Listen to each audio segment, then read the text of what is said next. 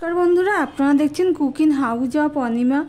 দেখতেই পাচ্ছ এখানে তেলাপিয়া মাছ নিয়ে নিয়েছি। এগুলো হলো দেশি তেলাপিয়া মাছ। এই তেলাপিয়া মাছের একটা রেসিপি তোমাদের সাথে শেয়ার করব, গরমের পাতলা ঝোল। তার জন্য তো তেলাপিয়া মাছগুলো ধুয়ে নিয়েছি।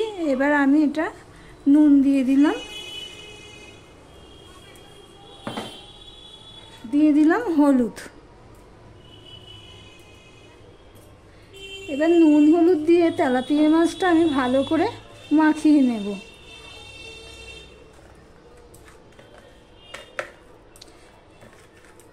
পুরো নুন হলুদটা তেলাপিয়া মাছের গায়ে যাতে পুরো মাছের গায়ে লেগে যায়, ঠিক সেইভাবেই আমি মাখিয়ে নিচ্ছি। দেখতেই পাচ্ছ বন্ধুরা, তেলাপিয়া মাছটা আমি কি দিয়ে করব দেখতে থাকো বন্ধুরা। খুবই ভালো লাগে, গরমে তৃপ্তি করে খেতে পারবে এইভাবে রান্না করলে।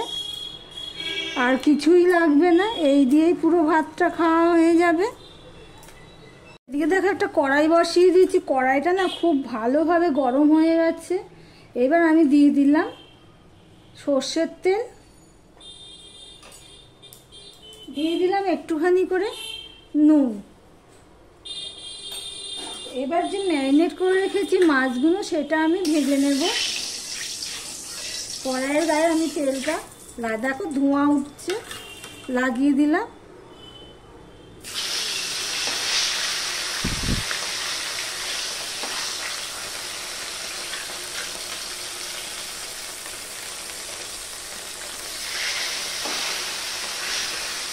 আমি দুটো দুটো করে মাছ ভেজে নেব।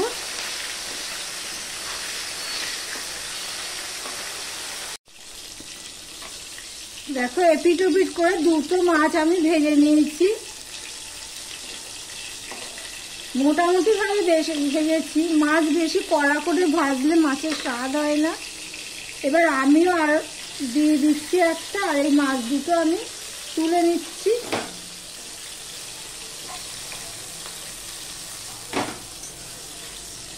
এইভাবে সমস্ত মাছগুলো ভেজে ফিরে আসছি। দেখতে থাকো বন্ধুরা। দেখো বন্ধুরা, সমস্ত মাছগুলো আমার ভাজা হয়ে গেছে, আমি তুলে নিলাম। এখানে দেখো অল্প একটু কড়াইতে তেল রয়েছে। এই তেলেই আমি ভেন্ডিগুলো ভেজে নেব। ভেন্ডিগুলো যেগুলো ছোট ছোট সেগুলো একটাই রেখেছি, আর যেগুলো বড় সেগুলো আমি দুটো রেখেছি, দু পিস করে দিয়েছি। আমি আজকে মাছটা রান্না করব ভেন্ডি আলু দিয়ে, তাই জন্য ভেন্ডিটা আমি ভেজে নেব। দেখতে থাকো বন্ধুরা। দেখো বন্ধুরা, ভেন্ডিগুলো সব আমি ভেজে তুলে নিয়েছি। দেখতেই পাচ্ছ একদম খুব কড়া করে কিন্তু ভাজিনি, যেহেতু তরকারিটা পড়বে সেই জন্য। এবার আমি সর্ষের তেল দিয়ে দিয়েছি। সর্ষের তেলটা হয়ে গেছে। এবার দিয়ে দিলাম 5 ফোড়ন।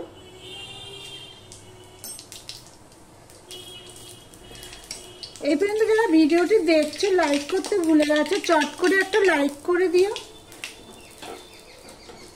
5 ফোড়নটা লাল লাল হয়ে ভাজা হয়ে গেছে, গন্ধ বেরিয়ে গেছে। একটা বড় সাইজে আমি পেঁয়াজ দিয়ে দিলাম।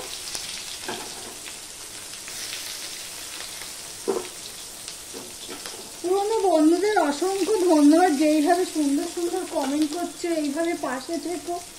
আমিও অবশ্য সবার ভিডিও ফুল ওয়াচ করি।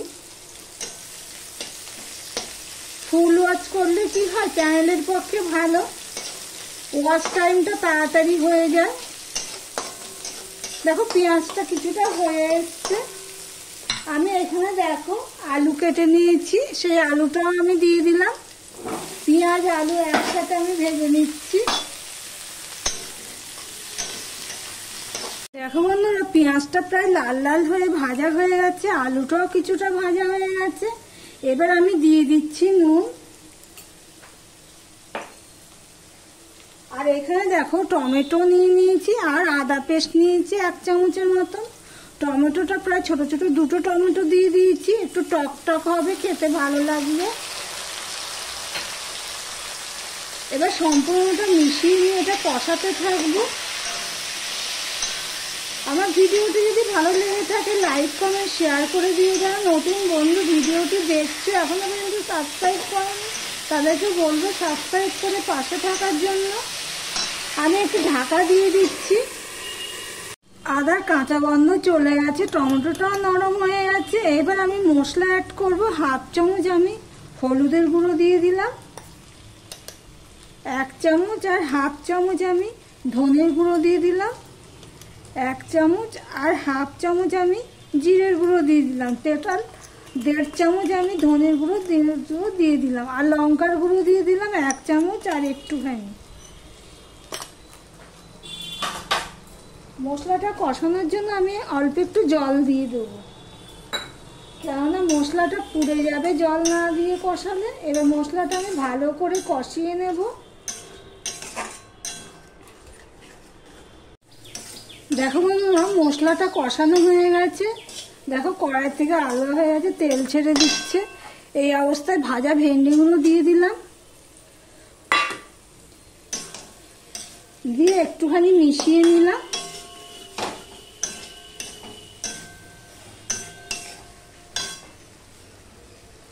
এবার আমি জল দিয়ে দিলাম। যেহেতু এটা পাতলা ঝোল করব, সেই জন্য জলের পরিমাণটা সেই বুঝে দিতে হবে। দেখো সম্পূর্ণটা মিশিয়ে নিলাম। এখানে আমি আরো একটু ঝোল দেব।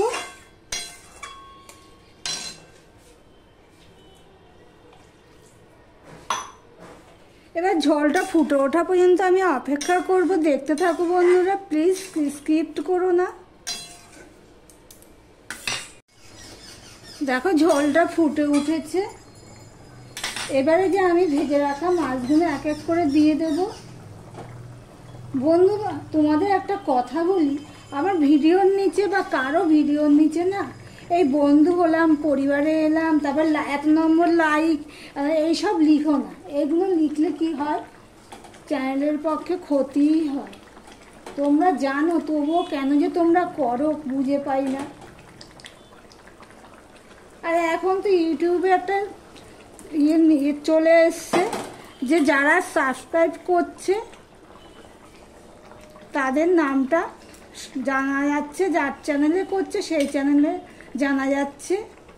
এই সিস্টেমটা আমার ভিডিওতে চলে এসছে। আমার ভিডিও বলছি, আমার মোবাইলে চলে এসছে, নিশ্চয়ই অনেকের মোবাইলেই চলে এসছে। তাই বলছি তোমরা এরকম করো না। আর যারা সাবস্ক্রাইব করছো তাদেরকে বলছি, আবার কেটে নিচ্ছ কেন?